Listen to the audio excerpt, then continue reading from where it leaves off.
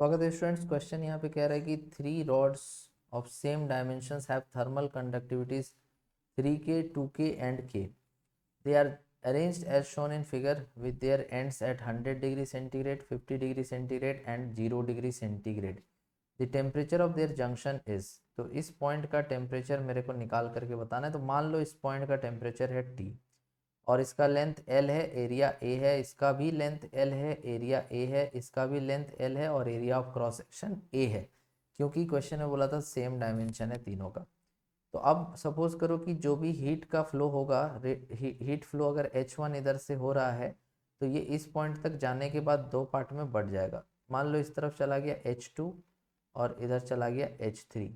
तो हम ऐसा कह सकते हैं कि रेट ऑफ हीट फ्लो जो H1 था वो दो पार्ट में डिवाइड हो गया H2 प्लस H3 में। और हीट फ्लो का फॉर्मूला होता है के A delta theta by L.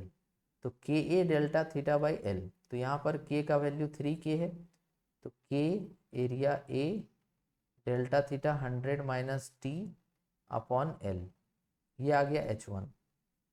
इसको थोड़ा साइड से लिखते हैं,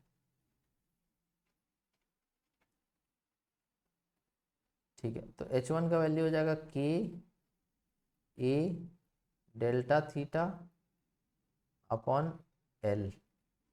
H2 का वैल्यू हो जाएगा K A delta theta upon L और H3 का वैल्यू हो जाएगा K A delta theta upon L. तो ये सारा वैल्यूज हमने पुट कर दिया यहाँ पे। के कैंसल और के cancel, A cancel L cancel, A cancel L A L, ये सब कैंसिल हो गया। तो यहाँ बच रहा है 300 minus T equal to 2T minus 50 plus T minus 0। तो इसको लिख देंगे फिर 300 minus 3T equals to 2T minus 100 plus T.